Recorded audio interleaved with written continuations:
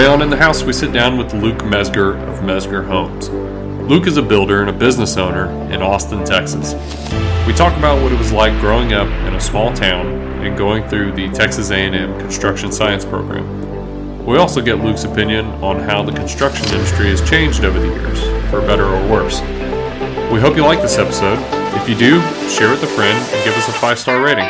Thanks for listening.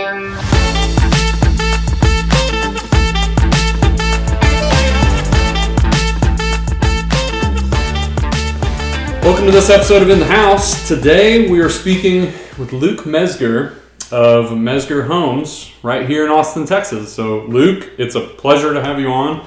I've been trying to get you on for a while, so I'm glad we're able to sit down. Yeah, it's a pleasure to be here. I appreciate you guys having me on and look forward to the conversation. Awesome.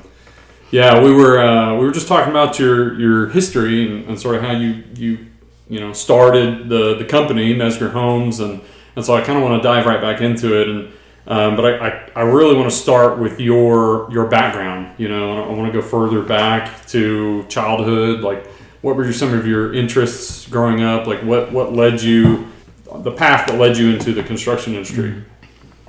Yeah, so I grew up in a very small town. Graduated with 30 people from high school. My dad was the town veterinarian, and we also owned some acreage where we had a hayfield, an irrigated hayfield. And my dad grew up on a ranch. He grew up in that world, and anyway, I grew up in that world too. So a lot of times in the summers, I was on a tractor for 14 hours a day from the time I could reach the pedals and operate the PTO and spend a lot of time, cutting, baling, hauling, irrigating, fertilizing, you name it, on that hayfield. Spent a lot of time there. And I mean, that taught me the value of hard work for sure. Yeah, absolutely. And then just being resourceful. I can remember a few times where, you would, as a 10-year-old driving the tractor, like a shear pin would pop on the baler and I would have to fix it. So have to, because my dad would drop me off and say, see you in a few hours.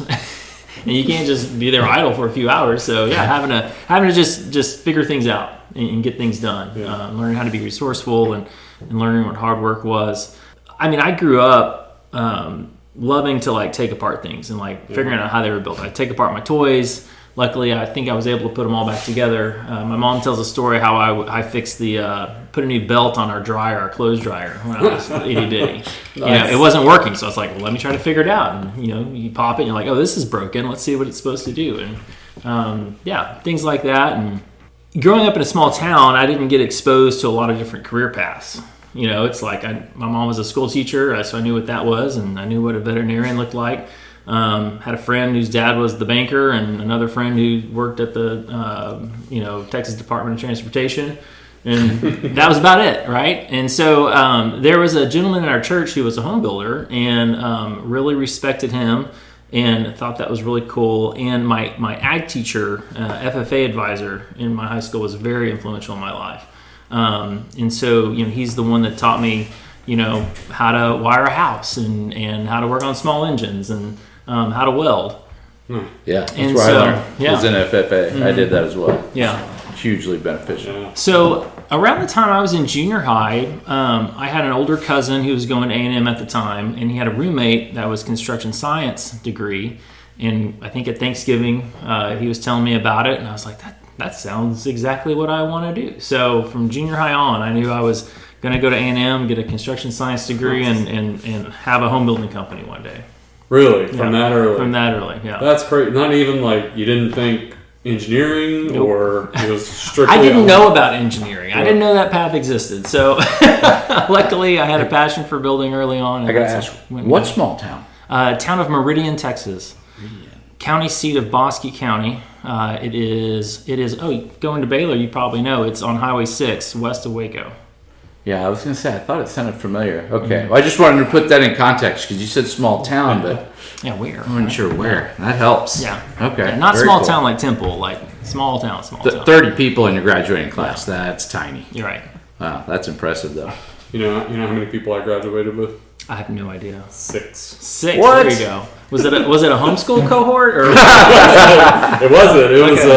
Well, I grew up in Brenham, so another small town, but probably Brenham's probably bigger than Meridian because it's off 290 as you go to Houston. But yeah, I went to a small private school in Brenham, and so I always tell people I graduated third in my class. There you go. Yeah. And, Nice. very impressive. Right. But no, that's awesome. So you knew from a very early age, because man, I was always a tinkerer like you. Like I was taking apart things. I told you earlier, I took apart the piano one day, to my parents' horror. They see the family piano all taken apart, and and I was always curious like that. I wanted to figure out how things worked, and I got into art and sculpture and drawing, but. Yeah, I don't know. My path was always I didn't have it nailed down so early. So that's impressive that you knew from a very early age, like that's what you wanted to do, and you pursued that, and that's awesome. Okay, so you go to A&M. How was that? I'm not. So I went to A&M as well, but I'm not the best Aggie.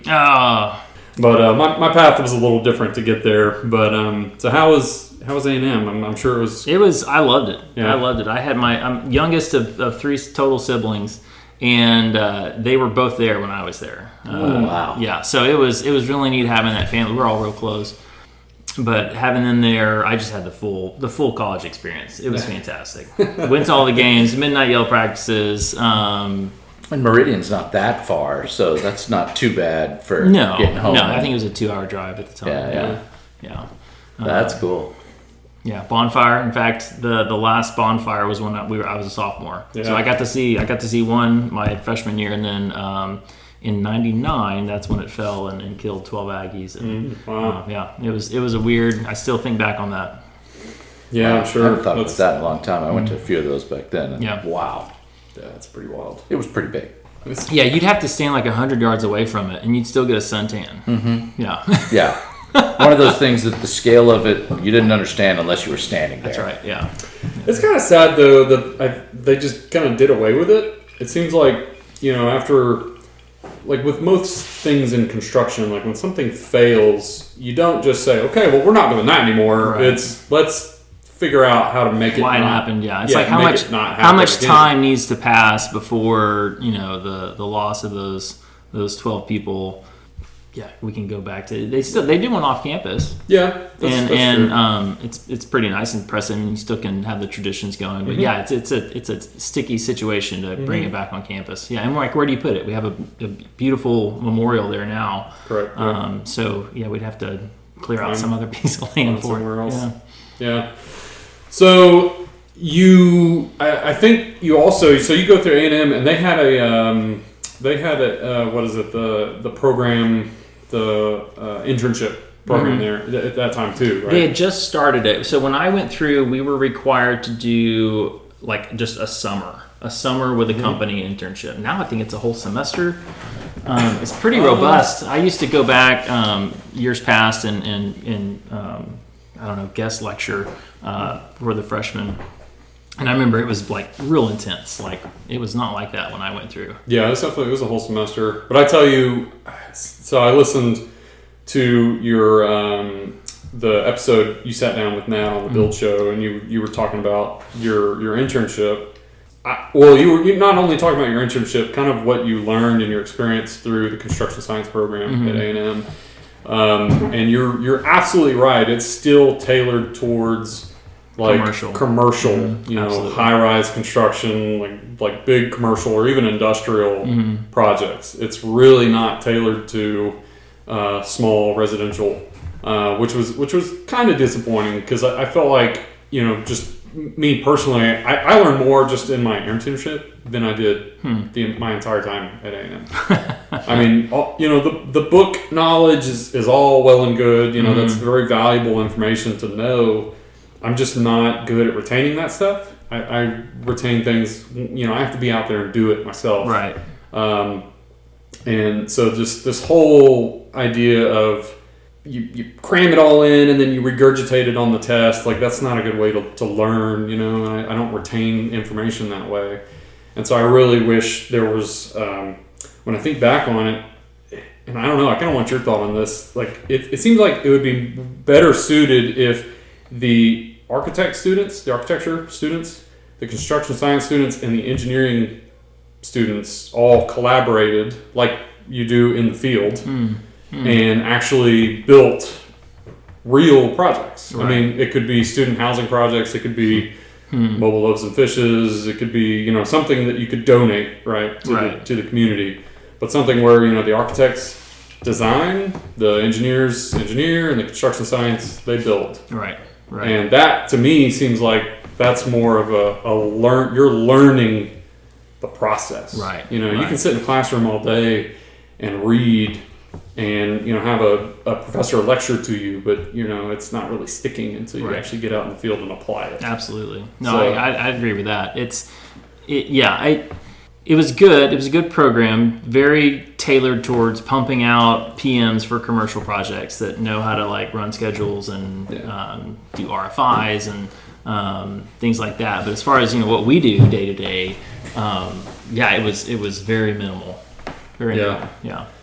Yeah, I agree. I really wish it had more of a focus on residential because it seems, I don't know, maybe I'm way off, but I think the residential market is probably bigger. Oh yeah, for sure. Than commercial. Yeah, everyone talks about the housing industrial. market. It's a huge, huge factor of the U.S. economy. So it seems like if the housing market, or if home building is such a big part of the economy, it seems like we should try to be pushing more students to the residential side of things. Sounds like 2 separate degree programs. Yeah. Maybe so.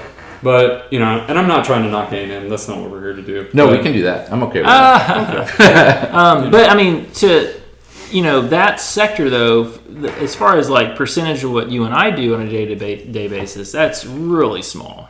As far as the high-end residential, custom residential. Them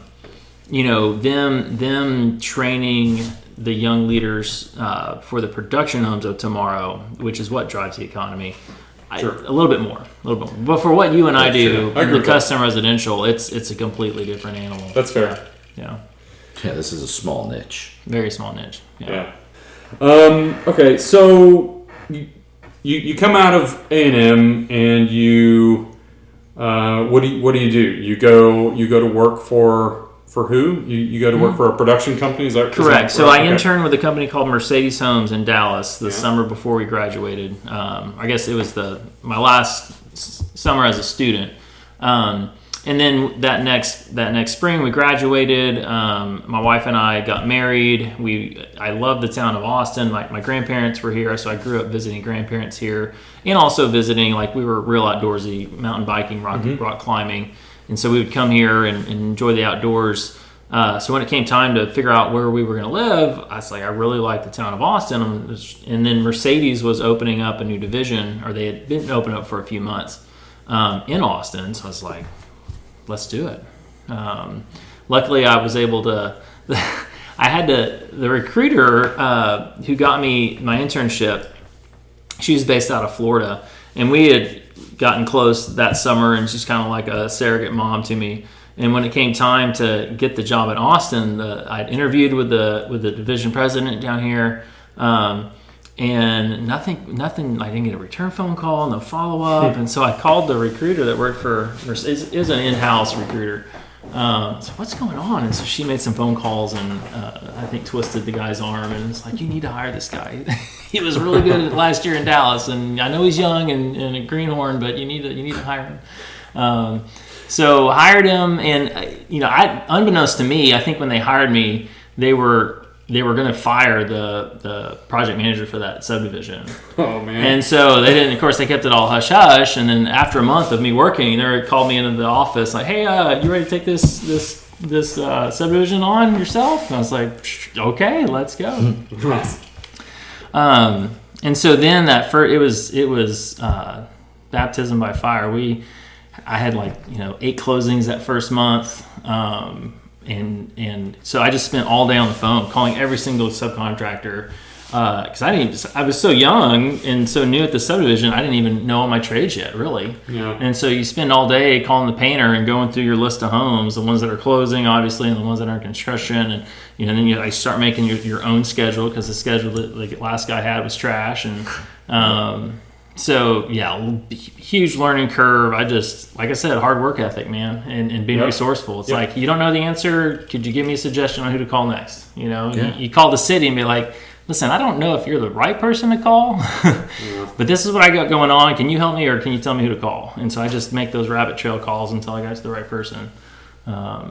Those kind of my experience when I first started. I was so nervous to call, because you don't want to sound like an idiot. Mm-hmm. But what I learned was people are like more than willing to help you out, and that was such a relief because like I would call people and I'd be like, I don't like you, like I don't know if you can help me. I don't even really know what I'm doing, but I was like, can you explain to me like what is this, like what's going on here? Be polite, respectful, and direct. Yeah, correct. Yeah, you'll get to where you're going. Absolutely. No, I mean, if you are polite and respectful, that's definitely part of it. And I think human nature, I think the majority of people are good, and you call somebody and you ask them, like, they're more than willing to help you out. And that's what I learned is, like, there really are no dumb questions. Mm-hmm. You can call and it's okay if you sound kind of foolish or silly, but everybody's more than willing to help you out. You just have to ask. And they'll point you in the right direction. You might be wrong. You might be calling the wrong person, but they'll steer you in the right direction. Yeah. So I was in that position for 8 months, and in that, I think they had their year end. I'm not sure when their fiscal year was, but I got the Rookie of the Year award. It was a national company award. Wow. Got the Rookie of the Year award, and I think the Austin Division Employee of the Year award as well. Very cool. So double awarded, and then. They needed a purchasing manager. So when I came on, we were just in one subdivision, and then we were quickly growing, buying lots up, and then so eventually they needed a purchasing manager, and I guess they thought I was organized and suited for the job, and tapped me on the shoulder and like, hey, what do you think about getting out in the field and doing this? And I was like, all right, let's do it. And so then that was 8 months in, so I was probably still 23 years old. In charge of millions of dollars worth of purchasing for the Austin division of Mercedes Homes. Wow. Issuing purchase orders for probably 6 communities at the time, and we're probably doing 200 homes a year in Austin at the time. So that experience, that's where I learned the majority of what I needed to learn to own my own business, was being a purchasing manager. Not only did you get to meet all the vendors in town and establish those relationships, but you got to really understand contracts, really understand budgets, really understand how it really works. So I gained a lot of experience in that purchasing manager role. Well, so how did you make the jump from purchasing manager to Mezger Homes? Like, when did that occur? We were all at Mercedes Homes, and then after about a year and a half, 2 years, the president switched jobs to Toll Brothers and brought a handful of us with him. And so then I was in charge of purchasing for Toll Brothers. And then luck and a little bit of training. I approached every day like, okay, one day I'm going to own my own company. What can I learn? What can I learn? What can I learn? And then an opportunity came up. My neighbor, where I was living, had a buddy that lived in Houston, and they were doing these development projects with a bunch of duplexes and knocking it out of the ballpark. This was early 2000s. And every time I'd mow my yard or whatever, he would, hey, Luke, when are you going to start your business? We need someone to build these units for us, for my buddy out of Houston. And he just kept hounding me. And I was really loyal to that gentleman that I followed to Toll Brothers. And I was like, no, I don't think it's the right timing. And this went on for a few months. And then one afternoon, that president came into my office like, hey, I'm going back to Mercedes Homes. And this was after a couple of years too. And there's a spot for you if you want to come. And I was like, you know what? If we're shaking things up, I actually have this opportunity to start my own company. And he's like, do it. Awesome. So I went to my neighbor and I was like, hey, let's roll. So by the time, I'd spent, we had a few months to get everything ready, but like I finished my job at Toll Brothers on a Friday, and on Monday we were bulldozing the property that's like four duplex units we were putting in at the Wow. beginning. Yeah. Dang, that's quick. Jeez. So okay, so you start what year was that? That was 07. 07. Yeah, summer of 07. Wow. That was just right before Right before it all the shit hit hit the the fan. fan. Yes. Yeah. Yes. So, geez, how did you? So that project went great for probably 18 months. It was providing a lot of cash flow for me. And a few months in, I was like, this can't be my only project. I need to start branching out, diversifying a little bit. So, it was my mom's friend needed a bathroom remodel, and someone else needed a kitchen remodel, and someone I knew at church needed a bathroom remodel. So I'd do these little jobs, and then I could get a whole house remodel. But 18 months into that first project, when the financial crisis happened, it actually exposed one of the main investors. It exposed his Ponzi scheme. Yeah. Wow. So when we got the first few units finished, and they went on the market, and they just sat. And when they sat, all of his capital dried up.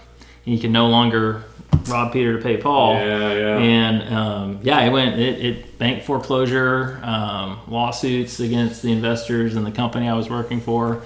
Luckily, I came out fairly unscathed. Luckily, but the next few years were rough. I mean that 08, 09 tax returns were depressing. Yeah.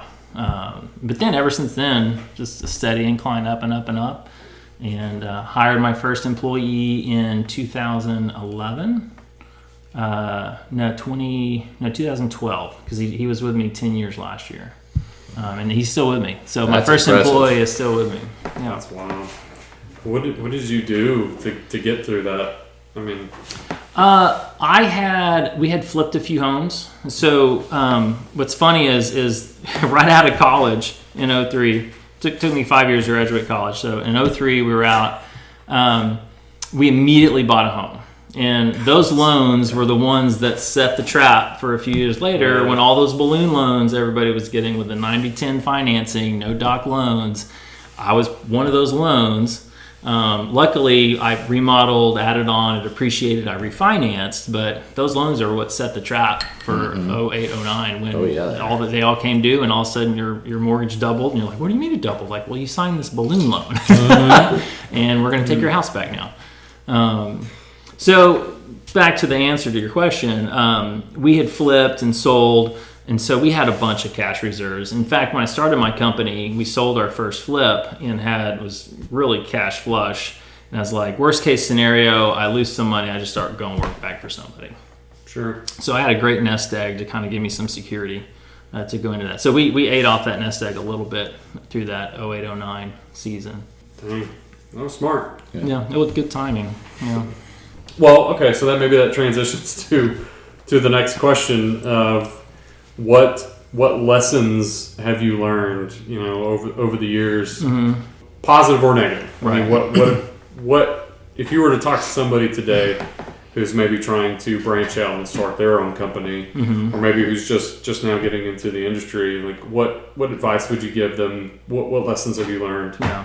Always have an emergency fund. So I have a personal emergency fund and my personal finances, and then my business also has a pretty healthy emergency fund too. That's a Dave Ramsey. Yeah. So when Dave Ramsey wrote his first business book, it's called Entree Leadership. It's right when I was starting my company. So I read that book like in probably 2 days and applied a bunch of principles I learned in that book to my business. One of them is having a business emergency fund. Read contracts.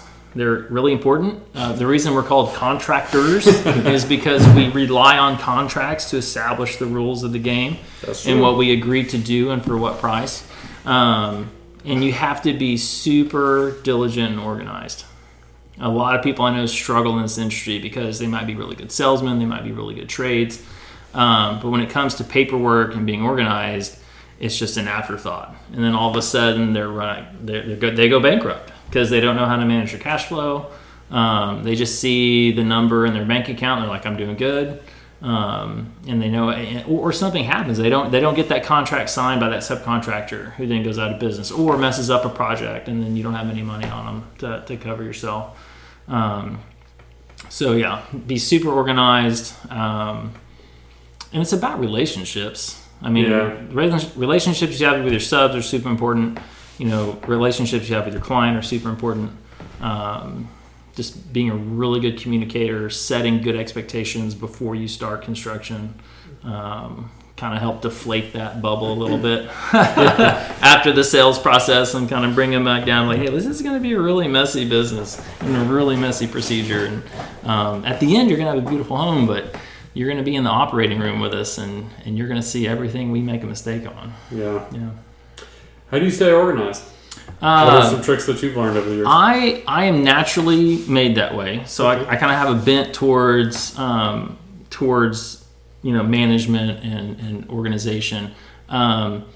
Everything I do has a system, and so whenever I sign up a subcontractor, I have a DocuSign subcontractor agreement queued up where all I have to do is put his name and his email address in a blank, and it autofills everything else. I send it to him, clinks through it, sends me back a completed contract. So, I mean, everything we do, building a home, we have the same checklist at slab stage, frame stage, into the home stage. Yeah, you just have to be organized.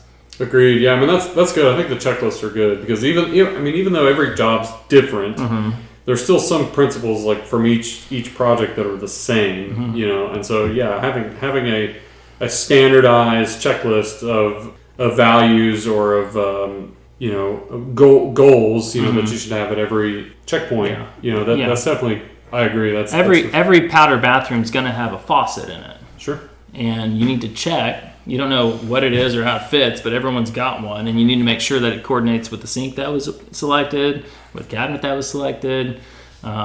Is it a floating cabinet? Is your P-trap going to be too high, too low? Like, it's just all under, check plumbing specifications. So that's a detailed checklist. Yeah. Nice. And I mean, one thing, when I first started building homes, I didn't use specifications at all. Mainly because they were pretty simple. It wasn't that detailed. But every time you get burned on something, or maybe a missed client expectation, be like, oh, I thought the walls were going to be blah, blah, blah. It's like, oh, yeah, that should be in the specifications for the next house. So, over 17 years now, I've built up a pretty robust template of every cost code gets a little paragraph of specifications. Like, this plan shows us where to put the walls, but it doesn't tell us what kind of studs to use, right?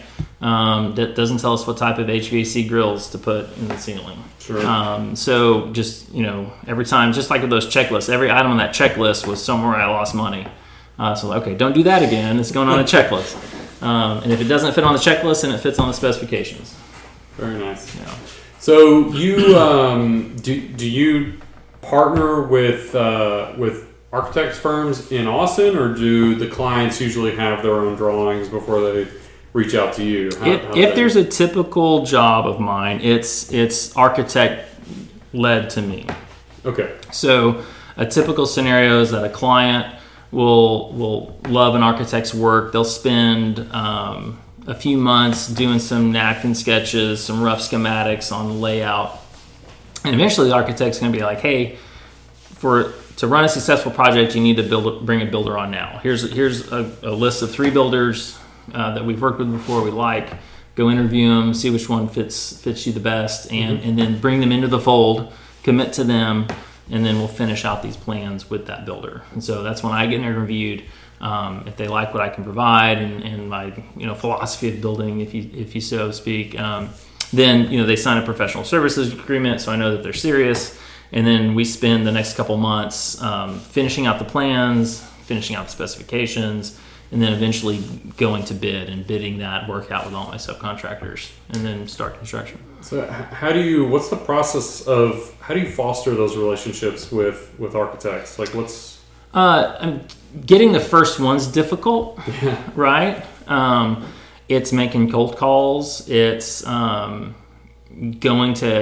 a member of the AIA has been important to me, so that when they have site tours, you can go show your face, shake hands with the architect, meet a couple more architects while you're there, getting that relationship established. The HBA will have an event a year where we do a combined event with the AIA.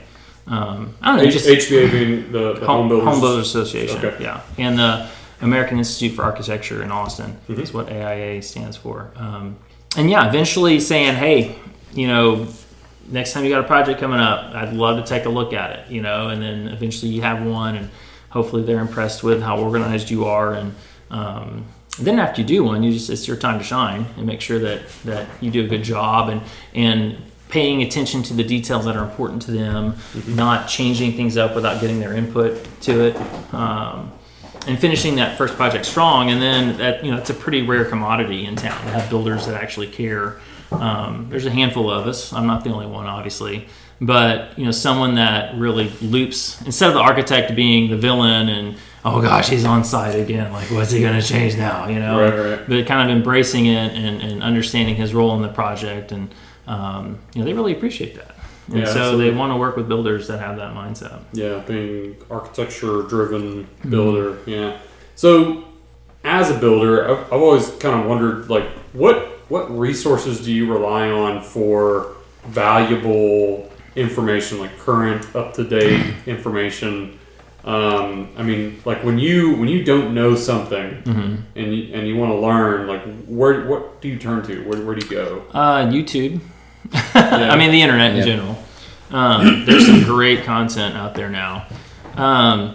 Going to seminars. Years ago, I went to a fine home building seminar in Massachusetts. That was amazing.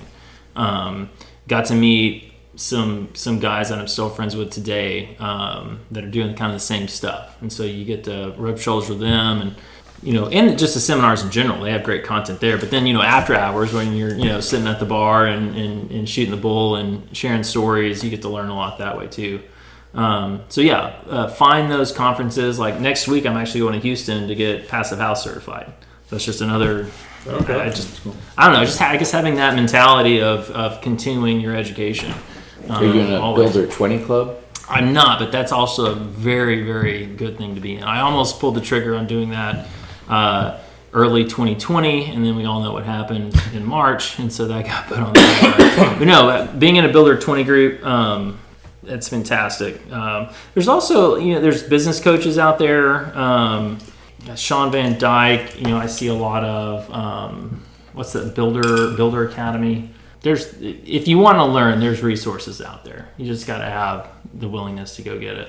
So you work with the architect has a potential client. Mm-hmm. They bring you in, go back, architects finish the plans. You have specifications for all of those details. Mm-hmm. Are all the selections done before you start? No. Now that's interesting. Sometimes. That's the same problem we're all in, right? Right. So, let's talk about countertops. That's super simple, an easy example. I can tell you within a square foot of how much square foot of countertops you have in that house. Because part of my pre-construction services is I do a detailed takeoff of everything I can measure in the plan and then put my own numbers to those. So, the initial specification meaning is like, hey, there's good, better, best in everything. The range of countertops is from $60 to $160. Where do you think you land in that? Mm-hmm. Or if they have are we talking marble? Are we talking Cambria? Where are you talking about? And then I can plug that number in. And so if they want to start the contract that way, that's great. We'll just establish an allowance. It's like, hey, your home's $2.5 million, and out of that money, you have $60,000 allotted for countertops. And so then eventually they'll go in, make the real selections, and they'll either be over or under that and settle up at that point. Sometimes I've had a few clients that knew exactly what they want, or the architect is also playing the designer role, where they will give the actual selection. Mm-hmm. And so we'll get that priced out to the dollar. Even though it'll still be an allowance, I'll still get it priced out exactly the way they want it. Appliances the same way. It's interesting. It's like, because you don't know, you can ask questions and get close, but it's funny how some clients will react to either you being way over or way under on their allowance. That's been an interesting topic. It's like, how much do you want to spend in AV, like automation? That's not important to me. I'm like, okay, well, we'll put like $6,000 in there for, wiring doors and windows and maybe surround sound or something. Yeah. And then they go and they end up spending like $30,000 or whatever, and you're like, God, now I got to come up with that money. Why didn't you make the allowance bigger? It's like, well, because you told me you didn't want much. Yeah. And then if you go the other way, they get upset too. So, but the key is the transparent communication of all those things. Correct. Because like you said, if you tell them up front and it's in the contract and it's written that it's $6,000, then that's what it is. And then it's just doing a good job of going, okay, it was $6,000, you made it $30,000. You just had a meeting with our AV company, and their quote they sent back to me is $60,000. You need to write me a check for $54,000. Whoa. Okay, well, let's get this figured out before they show up on site, because we're not doing anything until you sign off on it. Yeah, totally agree. How do you handle changes? Yeah, it's another way of being organized. This will kill you as a builder, whether you're fixed price or cost plus is change orders. So I've got like blank PDF forms in our Dropbox folders that the project managers will copy and paste, label it change order 3, put the date on there. So as soon as something comes up that's not per plan and not per spec that the client wants to change, we initiate the paperwork. And so at our weekly meetings, we go over this. Hey, the client, we just framed the house and they realize they really want a window on the side, an extra window in their bedroom. Great. Okay. Well, let's figure this out. Window's going to be $600. And pay our framer a little bit of money. That's it, right? It's just 2 people involved. So we'll write up the change order. They'll agree on the price and we'll start the work. So this is where we started. This is where you want to be. It's different. It's a change order. You got to pay for it. If you do the same change order later in the project, 2 weeks before they want to move in, then it's its own remodel project. Now it's going to be 6 times that amount of money and take a lot longer to do. So we always tell our clients, earlier the better. Even if you're just thinking about it, let us know. That way we can not order something that'll be wrong and get it done. And so we do fixed price contracts. So it's real important for us to do that. But I think the fixed price model forces us to do what a cost plus builder should be doing. What's that? The change order process. It definitely forces you to be way more diligent about it because you got more at stake. But the cost plus builder, y'all might have been in this scenario, but every time you meet, they make changes, right? And you don't do a good job of tracking that. So let's say that same house, hard to quantify. You start out at $2.5 million, and then they're moving in, and you send the client the last bill for $500,000. What's the first thing out of their mouth? I didn't know that I had to pay for. I didn't know we were over budget. Like cost plus, there's no such thing as a budget. Yeah.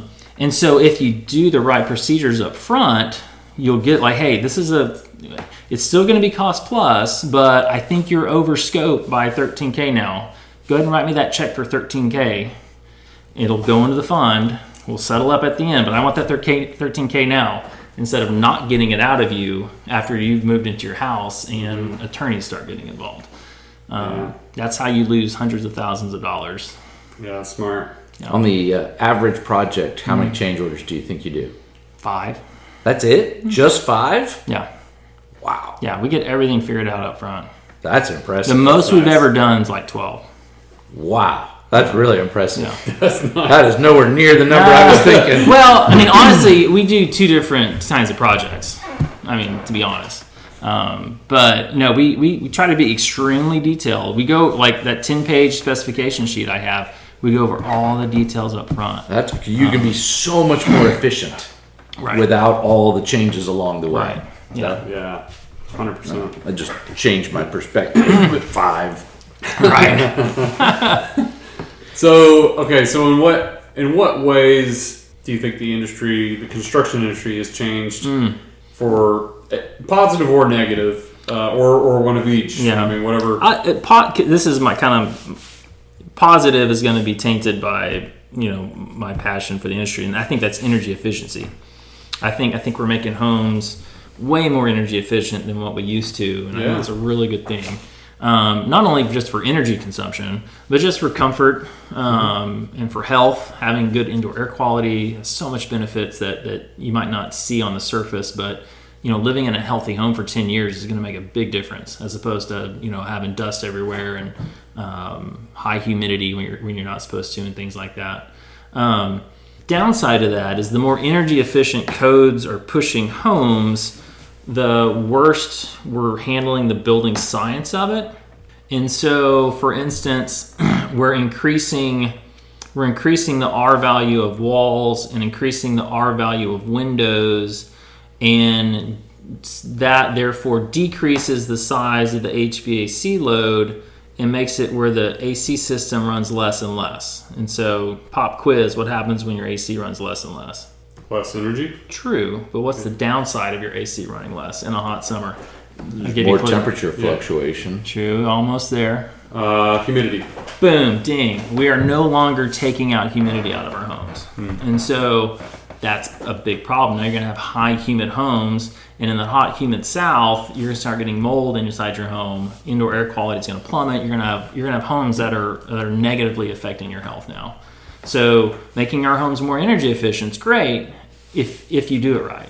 But if you're not putting standalone dehumidifiers in your homes, nothing's taking out the humidity in your home. It's just building up and building up and building up. Right. Which then kind of says, well, then instead of do that, just go back to old school positive pressure. Right.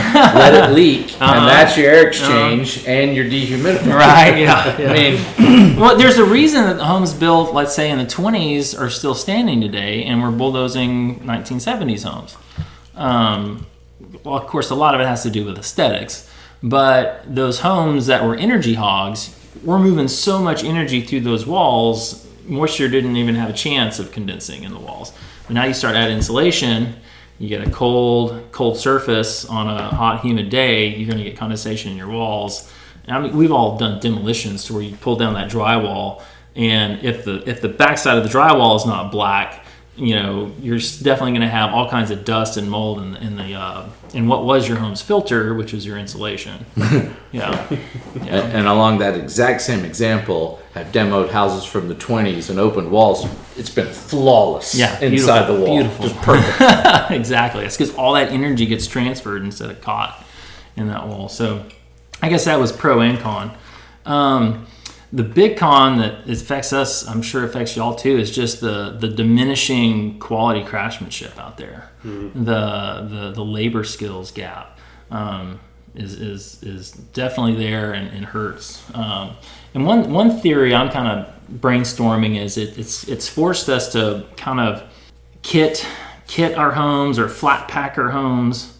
And what I mean by that is, 20 years ago when a home needed an iron railing across the back porch, you would call your local welder, steel fabricator, and he would come out, he would measure, and he might do some fabrication in the shop, but he's still bringing a cutting torch, a grinder, and a welder out on site, and he's custom installing that railing on the back of your house. They're getting less and less of those people, so that product's getting more and more expensive. Therefore, in technology, has been a good, help with this, but now you can order that 23-foot, 7-inch section of rail from an online railing company. Mm-hmm. They'll flat pack it and send it out. Now you just got to find someone to install it. Mm-hmm. Cabinets is kind of that way with the IKEA flat packing cabinets.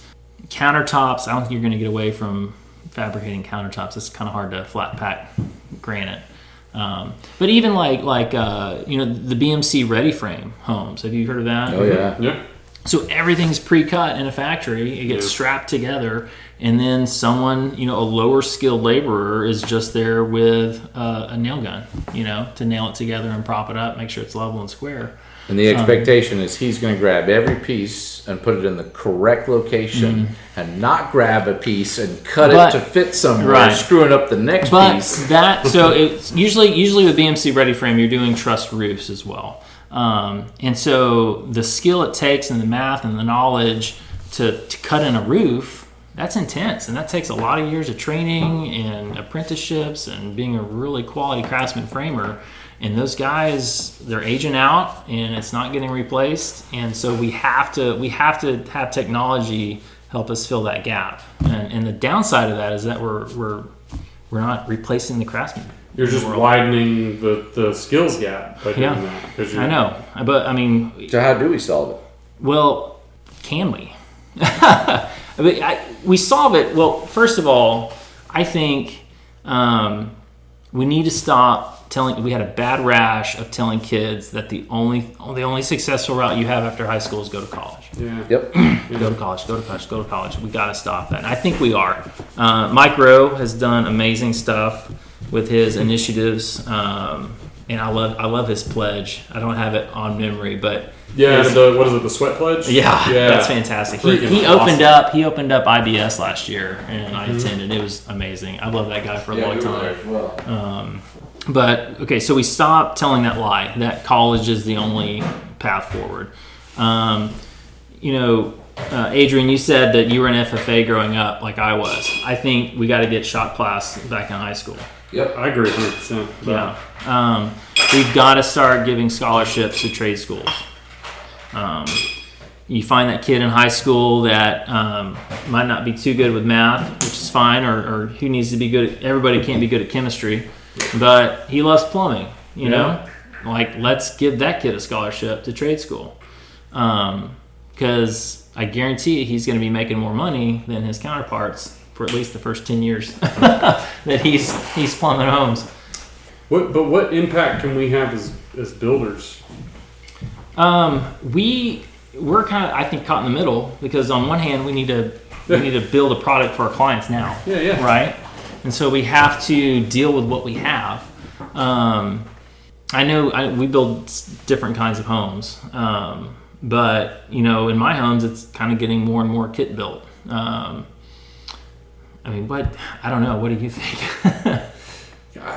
I don't know. I think, and Adrian and I were kind of talking about it the other day. I mean, I think it has a lot to do with like outreach. Because I mean, those programs do exist in some high schools, not everywhere. Like FFA or even welding or shop class. I mean, they're probably few and far between now, which is kind of sad. But I feel like there should be more outreach where maybe we're kind of we're trying to get into kids' lives, not just in high school, but maybe even middle school, where we're just, maybe you take a group of middle schoolers and you kind of tour a construction site. It doesn't have to be hands-on. It could just be an introduction. Like, hey, this is the path. Yeah, this is the path. Like, this is what you could do.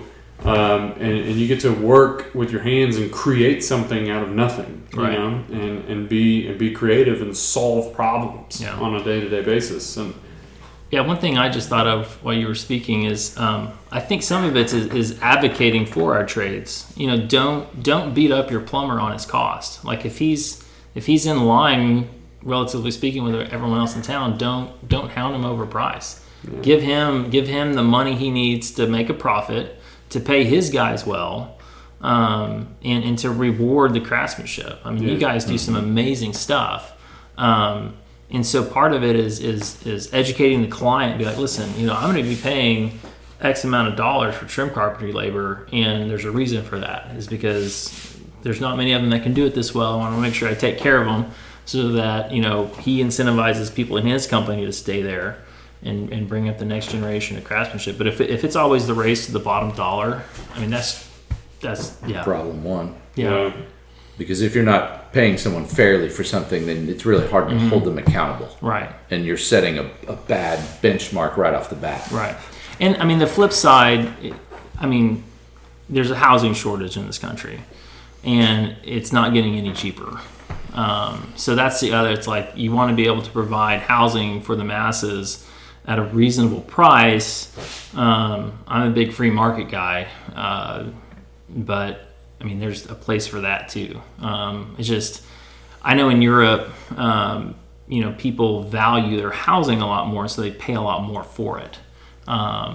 We have throwaway houses essentially here, I don't want to name any names, that we all know them, but the top builders in the country are always the big production guys. But they're building a modified or a glorified fort for their clients, and it's like, it achieves a purpose, but that home's going to be trash in 30 years. It's a cardboard house. Yeah. If that. And I read a whole article on this recently, and it has to do with a society's mental view of it. 3 generations ago, our great grandparents, if they had to put in an appliance or a fireplace, they would do it to be there forever, so that future generations could use it. And this mentality now is, oh, I don't like this kitchen. This kitchen doesn't work for me. Let's tear this all out. The next person can remodel it after me, but just for me, I want it just my way. Yeah. And that's a different shift completely in how we use our resources. Yeah. That consumer mentality. Mm-hmm. So can you pretend to be Jamie on the Joe Rogan show and look something up right now? Is that allowed? I wish I was more tech savvy. No, Stephen Basic's got a great quote that I'm going to butcher it. Maybe we can look it up, but it's not that homes cost too much. It's just that we have really low expectations of the quality that goes into them. Sorry, Steve. I know I butchered that. Maybe in post edit you'll add it in or something. But No, that's well said. So I mean, technology is solving some of the skilled trades gap, but is it also exacerbating it? You know what? Are we reacting? Are we being too proactive? I think getting trades back in high school is going to be our best solution going forward, and stopping the lie that college is your only route. I agree. Yeah, I think, and that's what I'm telling my sons and daughters. Right. It's like, you don't have to go to college, but I mean, if you don't, then make sure you learn a trade, and I'll help you start that business or help you work your way up through there. And entrepreneurship. I mean, that's that's the route that my parents took. I mean, they've been in business for 40 years, but I think, I don't know, we need to bring back the honor in working with your hands. Right. That's such a beautiful skill to have, that when your truck breaks down, who do you go to? You go to the mechanic. The mechanic is... Well, used to you go to yourself. It's like, I saw a funny joke. It's like in the 30s, in the 1930s, the manual for your truck showed you how to recharge the water in your battery. And now the manual in your truck warns you not to drink it, Wow, I'm going to be using that one. I like that. That's good. That's a good one. Yeah. It's so accurate, though, unfortunately. So that's a pro, a con, and a con. Well, that's fine. Yeah. But no, I guess what I want to finish on, I wanted to talk about excellence. That seems to be a term that's thrown around a lot. We pursue excellence, or we're grounded in excellence. Excellence this and excellence that. But what is it? What is excellence to you? It's an elusive unicorn. Yeah, exactly. Yeah, it's like a target that you're always shooting at, but you never really quite get there. I mean, it's very, like I said, it's elusive. Yeah, you don't always arrive. You never arrive at excellence. You're always pursuing it. A lot of it's your mentality. Yeah. Someone that comes in and just has the mindset of okay, it's just got to be good enough. And doing opposite of that. No, I'm striving for perfection. I know that I'll rarely get there, but at least my strive is to get there. And what comes along, I guess in the fodder of that is much better than just having the attitude of, it's just good enough. So it is subjective. I think I agree with that. I think it's a lifestyle. It's a mindset. I don't think you can't separate it from your professional life and your personal life. Right. You know what I mean? You can't just, I'm going to be excellent while I'm on the clock, and then when I clock out, I'm a whole different... Be a slob and a horrible person. Yeah. A lot easier. You're right. It would be a lot easier. But you can't separate the two. Yeah, that's a good point. Excellence is hard. Yeah. It's hard. It's a daily grind. It's showing up and seeing your subs not care, and you're at times you feel like you're the only one. And, for instance, our HVAC company, we almost have to wire up our dehumidifiers ourselves, like, because we've read the manual, we have a diagram, it never gets commissioned properly. It literally takes them 4 trips to do it, and we're like, I should have just done it myself. And it's hard, right? And it's just something simple to commission the house to function properly on day one. It shouldn't seem like that hard of a job, but even that's hard. And so, having that mindset of just pushing hard, and then having the fortitude and the grit to do it long term. Yeah. Because you can get burned out real fast when you feel like you're the only one that cares, and it's just a daily grind. I mean, being excellent for one day, that's easy. Every day, right. That's tough. It is hard. Yeah. But yeah, I mean, you can't. We're all. I mean, you have kids. You have 4 kids. 4 kids. Good Lord. And you work? And I work, right? Yeah. Wow. I have a beautiful wife. What was it that Jim Gaffigan? Do you know Jim Gaffigan? Oh yeah. What's it like having 4? Having 4 kids is like you're drowning in this. Imagine you're drowning. Someone hands you a baby. Yeah. How old are they all? 16 to 9. Oh wow, nice little spread. That's got to be fun ages then. It's a lot of fun. I did not enjoy the younger years, but I'm really enjoying these older years. Boys, girls, both? Half and half. So girl, boy, girl, boy. Very cool. Yeah. Nice. How are the girls as they get older? Because I have a boy and a girl.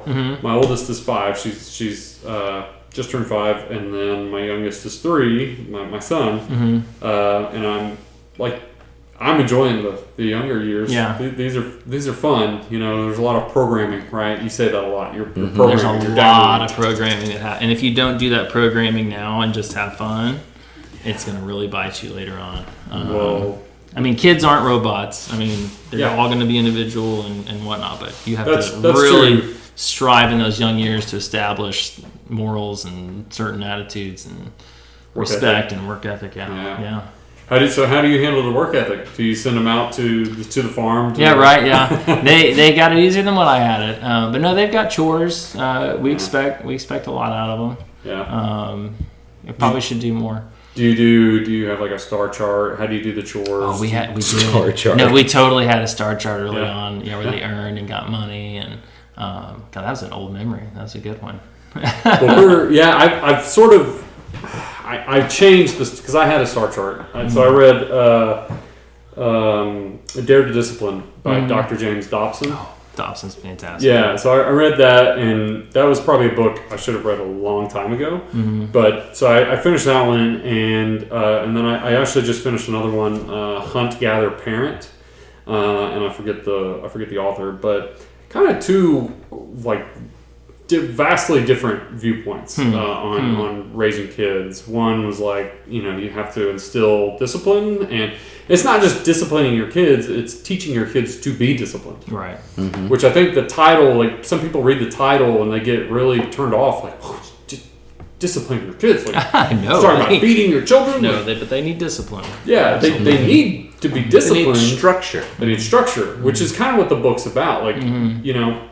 So there's that, and then there's Hunt, Gather, Parent, which I read, which some parts I really liked, some parts, I thought were kind of hokey, but, it's all, she kind of travels the world and looks at different cultures and how they raise their kids, and some of it's very insightful, it's could be probably used here in America, but a lot of it too is just it's a different culture and it works over there, but it doesn't. It's a lot of it you can't really apply here.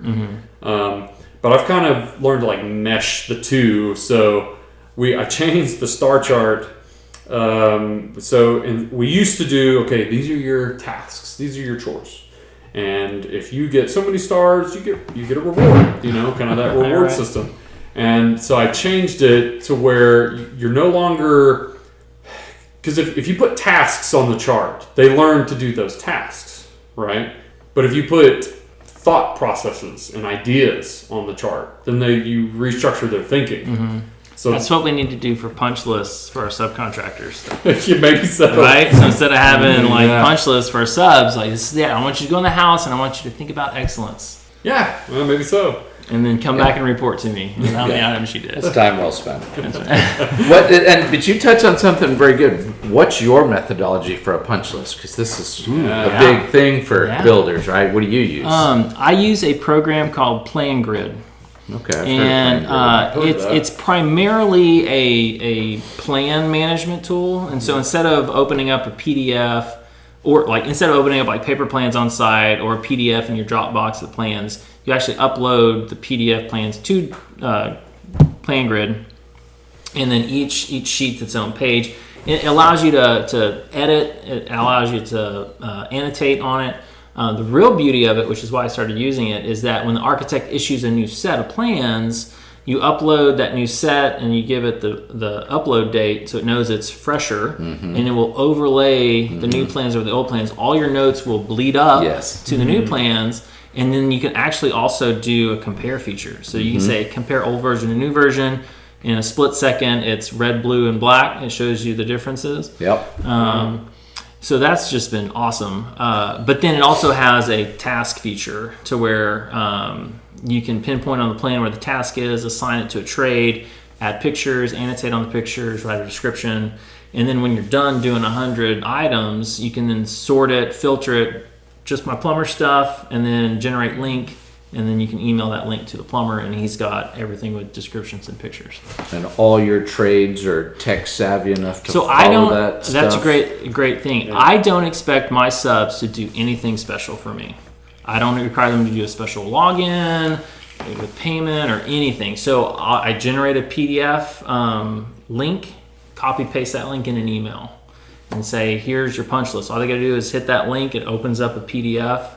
They can either see it on their phone or tablet or print it off at the office. Yeah. Because you do, not in a disrespectful way, but you have to dumb it down to make it super easy to follow. Yeah, because if you expect this one sub to do something special just for you with a login, and they're going to forget their credentials and aren't going to show up with it. Even though we do all that work, you still have people that show up without the list. And that's the most frustrating thing. It's like you spend hours making it easy for them so that they can come in one trip and not like help me help you off Jerry Maguire. That was the only thing I was waiting to hear, though, is that on top of all that other, and then you print out a copy of it and bring it to the side and put it on the door. So we'll print out the whole thing that's several pages, but then they can show it with just theirs condensed if they take the time to do it.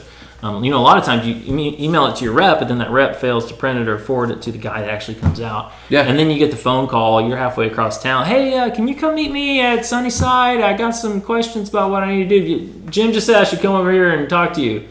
You're like, oh. Yeah. Oh my gosh. It's mind-boggling. I'm going to strangle you. Yes. Yeah, there are days. It was an enjoyable comment. We just had clients move into a house. And the wife asked us, after about 3 days of being there watching everything going on, and she said, how do you not kill some of these people? It's a challenge. I was like, that is so satisfying to hear. I'm not just crazy. Yeah.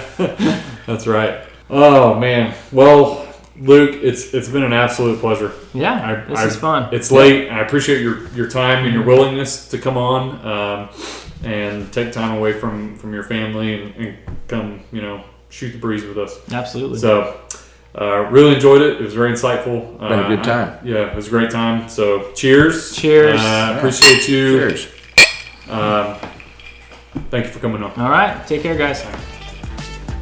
We hope you enjoyed this discussion. For more information on upcoming episodes, follow us on Instagram. We want to hear from you, so leave us some feedback to help us shape future episodes.